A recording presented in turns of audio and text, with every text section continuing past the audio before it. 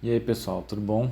Bom, muita gente não sabe, mas existem vários aplicativos, ferramentas e softwares que são gratuitos quando a gente é estudante de design. E nesse vídeo eu vou mostrar para vocês alguns exemplos de ferramentas que a gente pode utilizar e que elas são totalmente gratuitas caso tu tenha um e-mail acadêmico. Na PUC, por exemplo, a gente tem o @edu.puc.br e com esse e-mail a gente consegue acessar vários tipos de plataformas. Eu vou mostrar para vocês agora.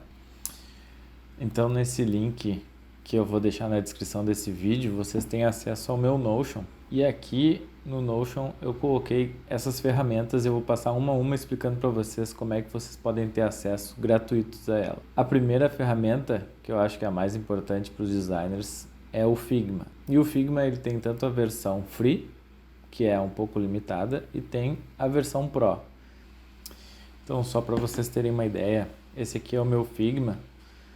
Aqui tem vários times que eu crio, tanto de laboratório. E se vocês virem aqui, né? Então aqui dá para ver a minha conta. Mas vindo aqui, eu consigo ver as propriedades, né? Da minha conta. Então eu venho aqui em Settings e eu tenho o meu e-mail acadêmico aqui. E o plano que eu utilizo é um plano acadêmico. Para vocês trocarem isso, vocês podem vir aqui ver os planos, né? O plano inicial de apenas 30 dias do Figma, ele tem essas possibilidades aqui, mas o plano profissional, que é $12 por mês, tem aqui um pouco mais, né, de opções de colaboração, etc. E se vocês fazem o plano ser acadêmico, ser educacional, então vocês podem ter todo o acesso a esse Figma profissional, mas com uma conta de estudante. Então vocês vindo aqui, ó, em gratuito para estudantes e para educadores, vocês podem se cadastrar com esse link e fazer daí a inscrição e ter todo o acesso ao Figma Pro. Beleza? Além do Figma, outro software e plataforma que eu indico muito é o Notion. E o Notion, que eu até estou utilizando aqui, é uma plataforma de gerenciamento e organização das atividades, da vida e de tudo que tu quiser colocar. Basicamente é tu ir criando pastas e colocando muitas coisas por lá. Então, por exemplo, eu tenho da PUC, tenho o acadêmico, que era do meu doutorado, tenho o meu pessoal, das minhas empresas, minha rotina. Então, só para mostrar de exemplo aqui da minha rotina, tem aqui rotina da minha cachorra, atualizações do carro, terapia e muito interessante que eu fiz rotinas da minha filha quando ela nasceu. Então aqui tem o dia a dia e o que a gente fez nesses primeiros dias dela. E eu coloquei uma fotinho ali, dá para customizar do jeito que vocês quiserem. Mas aqui, por exemplo, nas minhas disciplinas que eu dou atualmente, eu consigo colocar o nome da disciplina, consigo colocar um cronograma e para cada aula eu posso abrir a aula e posso ver o que é que tem na aula. Então essa aqui é uma aula que eu dei, tem aqui exemplos da aula e tá tudo aqui organizado, né? É só uma maneira de ir procurando. E para vocês terem acesso à versão educacional, que daí vocês têm acesso a uma infinidade de recursos, é só vir aqui em Settings, vir em Planos, e daí vocês têm aqui planos educacionais, planos individuais, de negócios, etc. E aqui eu já tenho cadastrado o meu, que é o plano educacional, que é apenas uma pessoa, mas é gratuito e tem uma infinidade de possibilidades.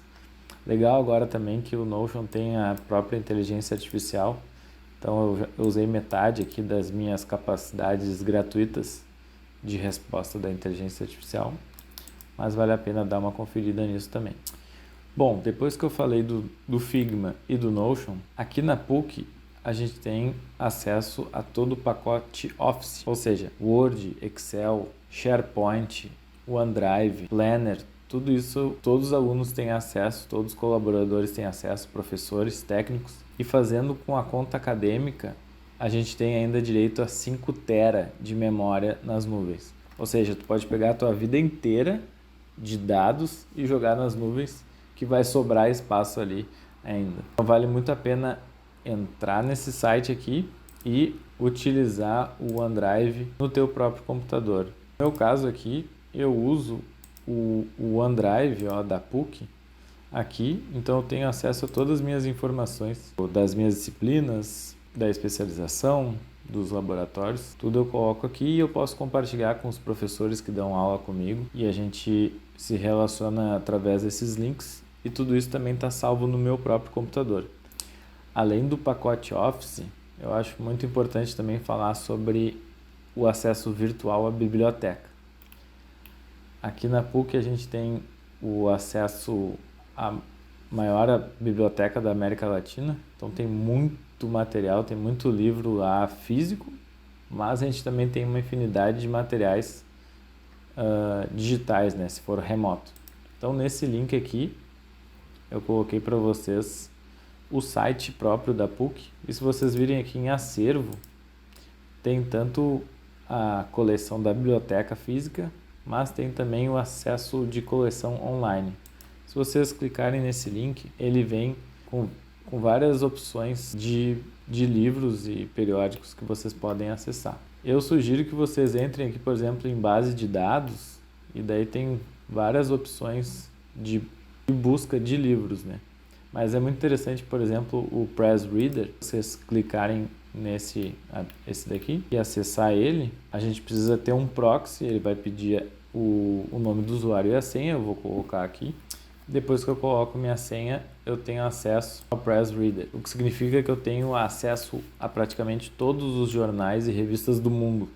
Então, se eu quiser ler Forbes, se eu quiser ler alguma notícia atual de qualquer jornal do mundo, eu consigo ter acesso aqui. E eu posso também ver aqui por categorias, né? Então se eu quiser pesquisar sobre carros, mas aqui tem várias revistas legais de arte, por exemplo. Então a gente pode acessar essas revistas gratuitamente e ler elas aqui pela plataforma. Então aqui a gente tem acesso a tudo, e pode conferir muito material, muita referência boa.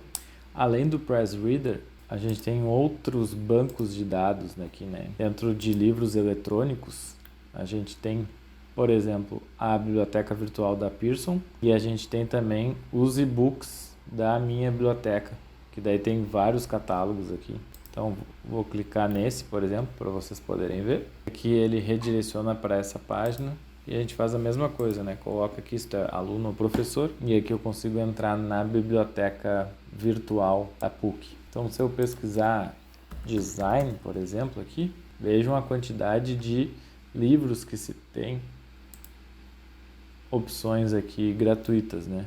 Então é legal, temos Metaprojeto de João de Moraes, que mais? Anatomia do Design, Sinalização, Tipografia do Joaquim da Fonseca, Fundamentos de Design, tem alguns livros mais recentes, alguns livros mais antigos, né? Design Thinking, Isso é Design Thinking de Serviços, esse livro aqui é bem legal também, a gente usa em Laboratório 4. Esse do Tim Brown, Design Thinking, que é um clássico. Outro clássico, Briefing, Gestão de Projeto. O livro Como se Cria, que é baseado numa tese de doutorado que mostra vários métodos de design. É só clicar no link aqui, abrir o livro mas então aqui, por exemplo, eu tenho todo o livro do Como se Cria, que é baseado na tese de doutorado da Ana Verônica Pasmino. E aqui eu posso ver e clicar. Vou pegar, por exemplo, persona. Tô fazendo um trabalho sobre personas e eu não tenho essa referência para fazer um texto lá. Então aqui a gente tem acesso, não precisa nem ir na biblioteca pegar o livro.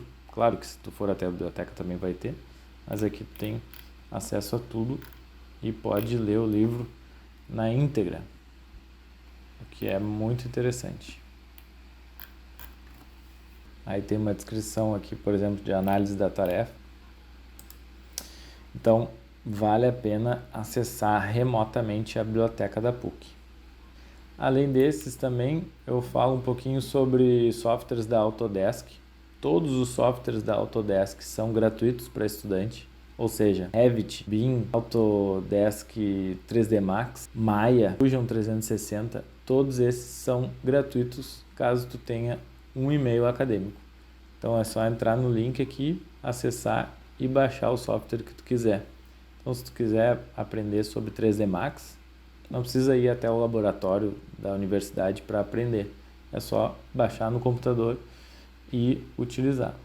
E por último, eu trago não de software, mas de conhecimento de design. A gente pode baixar muita tipografia gratuitamente, desde que seja com um objetivo educacional, né? Todas as tipografias da Fabio Hag Type, por exemplo, são gratuitas, se a gente utilizar como test drive. Então eu entrei no site aqui do Fabio Hag Type e se a gente for aqui em fontes prontas, existem várias fontes legais que eles já desenvolveram e todas essas fontes a gente pode baixar a família inteira dessas fontes, desde light até bold, itálico, todos os pesos e tamanhos a gente pode baixar e a gente pode testar de forma infinita. Então se tu quiser fazer um portfólio legal para um projeto acadêmico, entra nesse site, baixa uma fonte bacana e faz um layout muito bom, com uma qualidade profissional, sem ter que gastar nenhum centavo para isso. E esses são alguns exemplos de ferramentas, sites e plataformas que são gratuitas para estudante, mas existem várias outras. Se vocês conhecem algum estudante de design que poderia se beneficiar tendo conhecimento dessas plataformas, manda esse link, manda esse vídeo para ele. E se tu conhecer mais algum outro software, alguma outra plataforma que também seja gratuita e que eu não coloquei aqui, me avisa nos comentários que eu adiciono também nesse link do Notion. Certo? Espero que vocês tenham gostado e nos vemos em aula. Um abraço!